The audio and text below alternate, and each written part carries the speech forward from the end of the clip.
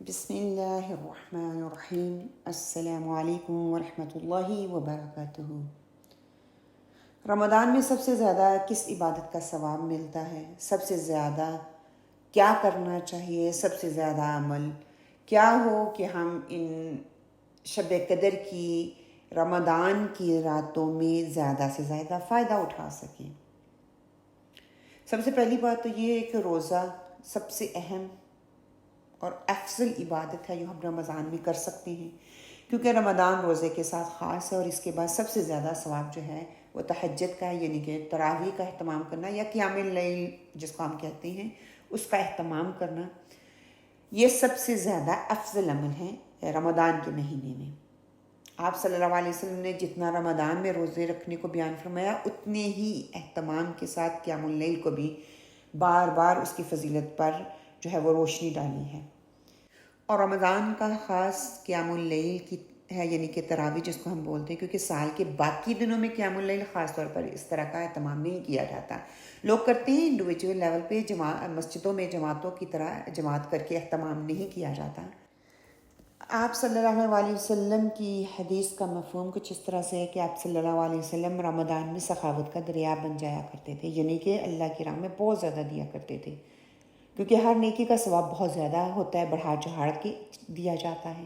لیلۃ القدر کا خاص اہتمام کریں، آخری عشرے میں اس خاص رات کو ڈھونڈنے کی پوری کوششیں کریں۔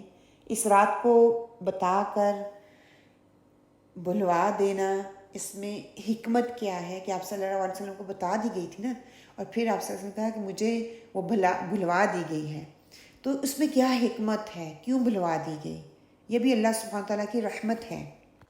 اگر یہ بتا دیا جاتا کہ ہم رمضان کے پورے عشرے میں عبادت نہ کرتے، پورے سال سوتے رہتے، خاص طور پر رمضان میں بھی سوتے رہتے، اور اس رات کو عبادت کر لیتے، اور یہ بھی خطرہ لاحق تھا کہ اگر بتا دیا جاتا تو اس سے گناہ کا عذاب ہزاروں گنا بڑھا دیا جاتا، پھر حجت کیونکہ تمام ہو گئی تھی نا، تو اس وجہ سے اس کو چھپا دیا گیا۔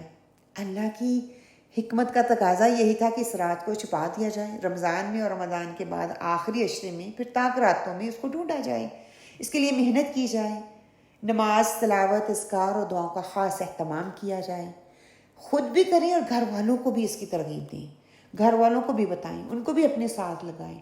آج ہم نے دعائیں مانگنی چھوڑ دی۔ دعا کہتے ہیں کہ سب سے بڑی عبادت مانا جاتا ہے۔ دعا میں جو اللہ سبحانہ و تعالیٰ اور بندے کا کنیکشن بن جاتا ہے نا، وہ نماز میں بھی نہیں بنتا، وہ تلاوت میں بھی نہیں بنتا۔ کیوں؟ کیونکہ دعا میں ہم اللہ سبحانہ و تعالیٰ سے مانگتے ہیں، تو خاص طور پر رمضان کی راتوں میں جب لمبی لمبی دعائیں مانگتے ہیں، لمبی لمبی قیام اللیل کرتے ہیں، اس کے بعد قرآن کا اہتمام کرتے ہیں، پھر اللہ سے مانگتے ہیں، اور اس کا اہتمام بھی کرنا چاہیے۔ ہم کیا کرتے ہیں کہ ہم نے دعاؤں کو چھوڑ دیا ہے، ہم نے اللہ سے دعائیں مانگنا چھوڑ دی، تو خاص طور پر رمضان کی اس آخری عشرے میں اللہ سے لمبی لمبی دعائیں کریں، اپنے لیے، نیک اور صالح اولاد کے لیے، اپنی گھر والوں کے لیے۔ اے اللہ میں کسی سے پیچھے نہ رہوں، یہ دعا کیا کریں کہ لوگ مجھ سے آگے نکل جائیں، نہیں میں کسی سے پیچھے نہ رہوں۔ دو دعاؤں کا خاص طور پہ آپ اہتمام کریں۔ ایک تو یہ کہ گناہوں کی معافی تو ہم نے مانگنی ہی ہے، گناہوں کی معافی کی طرف دوڑ لگائیں، رو رو کے اللہ سے مانگیں، اور ہدایت اپنے لیے، اپنے بیوی بچوں کے لیے، میاں کے لیے، بچوں کے لیے، ماں باپ کے لیے، بہن بھائیوں کے لیے، ان کے ازواج اور ان کی اولاد کی ہدایت کے لیے، جس طرح ابراہیم علیہ السلام نے دعا مانگی تھی۔ لیلۃ القدر کو مخفی کیوں رکھا گیا؟ کیونکہ ہم اس کی تلاش کریں، اس کے لیے محنت کریں، اس کے لیے تڑپ دکھائیں۔ دیکھیں جتنی بھی عظیم چیزیں ہیں نا، ان سب کو مخفی رکھا گیا۔ قیامت کب آئے گی؟ مخفی رکھا گیا، نہیں بتایا گیا کہ کب آئے گی۔ یہ ان امور میں سے ہے جن کا علم آپ صلی اللہ علیہ وسلم کو بھی نہیں دیا گیا۔ اسی طرح لیلۃ القدر اس لیے مخفی رکھی گئی کہ لوگ زیادہ سے زیادہ محنت کریں، مشقت کریں، زیادہ سے زیادہ اعمال کریں، نیکیوں کی طرف بھاگیں، اللہ سے محبت کا اظہار کریں، اللہ سے رو رو کے دعائیں مانگیں، اللہ سے تعلق کو مضبوط کریں۔ امام راغب کہتے ہیں، ان کی ایک روایت میں ہے کہ اس رات کو ظاہر نہ کرنے میں اللہ سبحانہ و تعالیٰ کی رحمت اور شفقت نظر آتی ہے۔ اس کی قدر جتنی زیادہ ہے اتنی ہی اس کی ناقدری پر سزا بھی ہو سکتی تھی، کیونکہ اگر معلوم ہوتا کہ یہ رات ہے اور اس رات میں کوئی اس رات کی ناقدری کرتا تو اتنا ہی زیادہ سزا کا مستحق کہلاتا۔ تو یہ اللہ سبحانہ و تعالیٰ کا ہم پہ احسان ہے کہ اللہ سبحانہ و تعالیٰ نے اس رات کو ہم سے مخفی رکھا، اس رات کی برکتوں کو، رحمتوں کو، فضیلتوں کو، مغفرتوں کو، دوزخ سے نجات اور جنت کے لیے راہوں کو آسان کرنے کے لیے، دعاؤں کا اہتمام کرنے کے لیے اس رات کو ڈھونڈنے کی کوشش کریں۔ امام رازی نے 9 قول اس رات کی اہمیت کے حوالے سے بیان کیے۔ ابن ردیم کا قول ہے کہ یہ رمضان کی پہلی رات ہے۔ حسن بصری رحمۃ اللہ علیہ کہتے ہیں کہ وہ جو کہ تابعین میں سے تھے، کہ یہ کہتے ہیں کہ 17ویں رات جو ہے، 17ویں شب جو ہے وہ لیلۃ القدر ہے۔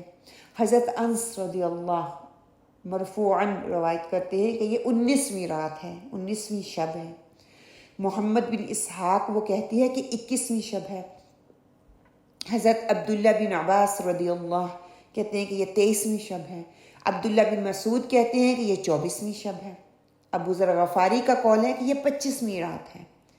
حضرت عبی بن قعب کا قول ہے کہ باقی بہت سے صحابہ کا قول ان کے ساتھ ملتا ہے کہ یہ رات 27ویں رات ہے۔ ایک اور قول ہے کہ یہ 29ویں شب ہے۔